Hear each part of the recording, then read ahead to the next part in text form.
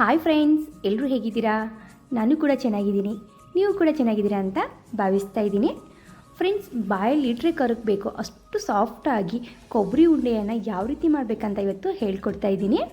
ಈ ಬರುವಂಥ ವರಮಹಾಲಕ್ಷ್ಮಿ ಹಬ್ಬಕ್ಕೆ, ನಾಗರ ಪಂಚಮಿ ಹಬ್ಬಕ್ಕೆ ಮಿಸ್ ಮಾಡ್ತೀನಿ ಈ ಹಬ್ಬಕ್ಕೆ ಈ ಉಂಡೆಯನ್ನು ಮಾಡಿ ತುಂಬ ಅಂದರೆ ತುಂಬಾ ಟೇಸ್ಟಿಯಾಗಿ ಅನಿಸುತ್ತೆ.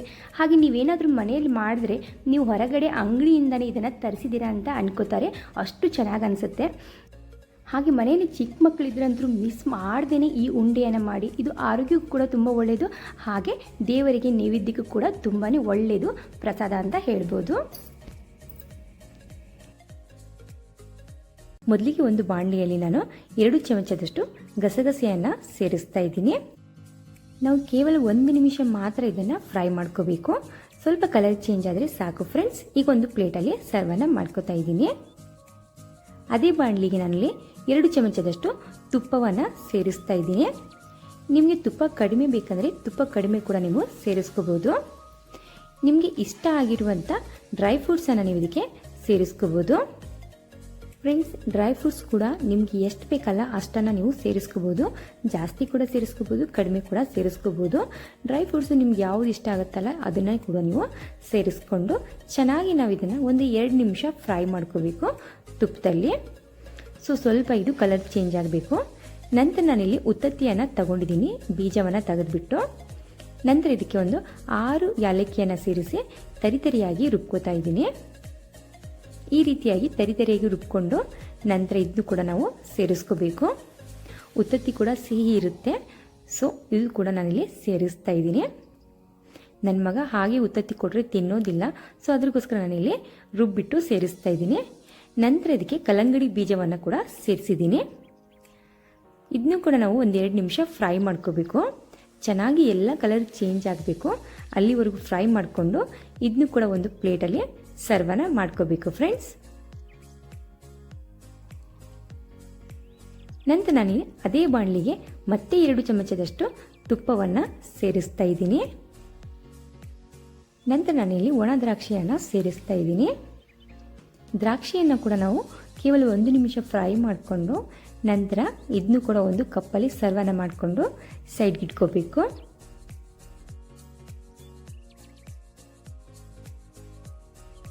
ನಂತರ ನಾನಿಲ್ಲಿ ತೆಂಗಿನಕಾಯನ್ನು ಈ ರೀತಿ ತುರಿದ್ಬಿಟ್ಟು ಇಟ್ಕೊಂಡಿದ್ದೀನಿ. ನಿಮಗೆ ತುರಿಯೋಕೆ ಕಷ್ಟಪ್ಪ ಅಂದರೆ ನೀವು ತೆಂಗಿನಕಾಯನ್ನು ಕಟ್ ಮಾಡಿಕೊಂಡು ಮಿಕ್ಸಿ ಜಾರಲ್ಲಿ ತರಿಯಾಗಿ ರುಬ್ಕೋಬೋದು. ನಾನಿಲ್ಲಿ ಹಸಿ ತೆಂಗಿನಕಾಯನ್ನು ತುರಿದ್ಬಿಟ್ಟು ಇಟ್ಟಿದ್ದೀನಿ ಫ್ರೆಂಡ್ಸ್. ನೀವು ಬೇಕಂದರೆ ಒಣ ಕೊಬ್ಬರಿಯಿಂದ ಕೂಡ ಮಾಡ್ಕೋಬೋದು, ಇಲ್ಲಪ್ಪ ಅಂದರೆ ಹಸಿ ತೆಂಗಿನಕಾಯಿಯಿಂದ ಕೂಡ ಮಾಡ್ಕೋಬೋದು. ಒಂದು ಕಪ್ಪು ಅಥವಾ ಒಂದು ಪಾತ್ರೆಯಿಂದ ಮೆಜರ್ಮೆಂಟನ್ನಾಗಿ ಮಾಡ್ಕೋಬೇಕು.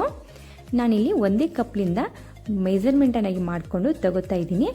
4 ಕಪ್ ಆಗುವಷ್ಟು ತೆಂಗಿನಕಾಯನ್ನು ಸೇರಿಸಿದ್ದೀನಿ ಫ್ರೆಂಡ್ಸ್, ತುರಿದಿರುವಂಥದ್ದು.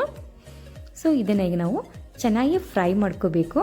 ಗ್ಯಾಸನ್ನು ಲೋ ಫ್ಲೇಮಲ್ಲಿ ಇಟ್ಬಿಟ್ಟು ಇದನ್ನು ಕೂಡ ನಾವು ಒಂದು 2 ರಿಂದ 3 ನಿಮಿಷ ಫ್ರೈ ಮಾಡ್ಕೋಬೇಕು. ನಮ್ಮ ಮನೇಲಿ ಇಲ್ಲಿ ಸಿಕ್ಕಾಪಟ್ಟೆ ತೆಂಗಿನಕಾಯಿ ಒಡೆದಿದ್ದವು, ಅದ್ರಗೋಸ್ಕರ ನಾನಿಲ್ಲಿ ಆ ತೆಂಗಿನಕಾಯಿಯಿಂದನೇ ಮಾಡಿ ತೋರಿಸ್ತಾ ಇದ್ದೀನಿ. ನೀವು ಜಾಸ್ತಿ ದಿನ ಇಡೋದಾದರೆ ನೀವು ಒಣ ಕೊಬ್ಬರಿಯನ್ನು ಯೂಸ್ ಮಾಡಿಕೊಳ್ಳಿ. ಇದು ಜಾಸ್ತಿ ದಿನ ಉಳಿಯೋದಿಲ್ಲ, ನಮ್ಮ ಮನೆಯಲ್ಲಿ 8 ದಿನದಲ್ಲಿ ಖಾಲಿ ಆಗಿಬಿಡುತ್ತೆ. ಅದ್ರಗೋಸ್ಕರ ನಾನಿಲ್ಲಿ ಹಸಿ ತೆಂಗಿನಕಾಯಿಯಿಂದನೇ ಮಾಡಿ ತೋರಿಸ್ತಾ ಇದ್ದೀನಿ. ಇದನ್ನು ಕೂಡ ಒಂದು 2 ರಿಂದ 3 ನಿಮಿಷ ಫ್ರೈ ಮಾಡಿಕೊಂಡು ಒಂದು ಪ್ಲೇಟಲ್ಲಿ ಸರ್ವನ್ನ ಮಾಡ್ಕೋಬೇಕು. ಫ್ರೆಂಡ್ಸ್, ನಿಮ್ಮ ಮನೇಲಿ ಕೂಡ ಚಿಕ್ಕ ಮಕ್ಕಳಿದ್ರೆ ಕೆಲವು ಟಿಪ್ಸ್ ಬೇಕಪ್ಪ, ಚಿಕ್ಕ ಮಕ್ಕಳಿಗೋಸ್ಕರ ದಪ್ಪ ಆಗೋಕ್ಕೆ ಯಾವ ರೀತಿ ಚಿಕ್ಕ ಮಕ್ಕಳಿಗೆ ಏನೆಲ್ಲ ತಿನ್ನಿಸ್ಬೇಕು ಅನ್ನೋದು ಟಿಪ್ಸ್ ಏನಾದರೂ ಬೇಕಂದರೆ ಪ್ಲೀಸ್ ಕಮೆಂಟನ್ನು ಹಾಕಿ ಫ್ರೆಂಡ್ಸ್. ಕೆಲವು ಟಿಪ್ಸನ್ನು ನಾನು ನಿಮ್ಮ ಜೊತೆ ಶೇರ್ ಮಾಡ್ಕೋಬೇಕಂತ ಇದ್ದೀನಿ. ನಂತರ ಇಲ್ಲಿ ಡ್ರೈ ಫ್ರೂಟ್ಸನ್ನು ನಾನು ಸೇರಿಸ್ತಾ ಇದ್ದೀನಿ. ಇದನ್ನು ಕೂಡ ನಾವು ಚೆನ್ನಾಗಿ ಒಂದು ಸತಿ ಮಿಕ್ಸನ್ನು ಮಾಡ್ಕೋಬೇಕು. ಫ್ರೆಂಡ್ಸ್, ನನ್ನ ಮಗ ಕೂಡ ತುಂಬ ಅಂದರೆ ತುಂಬ ಸಣ್ಣ ಇದ್ದ, ಅವನಿಗೆ ನಾನು ಏನೆಲ್ಲ ಟಿಪ್ಸನ್ನು ಟ್ರೈ ಮಾಡಿದ್ದೀನಲ್ಲ ಆ ಟಿಪ್ಸನ್ನು ನಾನು ನಿಮ್ಮ ಜೊತೆ ಶೇರಿಂಗನ್ನು ಮಾಡ್ಕೋಬೇಕು ಅನ್ಕೋತಾ ಇದ್ದೀನಿ. ನಿಮಗೇನಾದರೂ ಇಂಟ್ರೆಸ್ಟ್ ಇದ್ದರೆ ಪ್ಲೀಸ್ ಕಮೆಂಟನ್ನು ಹಾಕಿ ಫ್ರೆಂಡ್ಸ್. ನಂತರ ನಾನಿಲ್ಲಿ ಅದೇ ಬಾಣಲಿಗೆ 2 ಚಮಚದಷ್ಟು ತುಪ್ಪವನ್ನು ಸೇರಿಸಿದ್ದೀನಿ.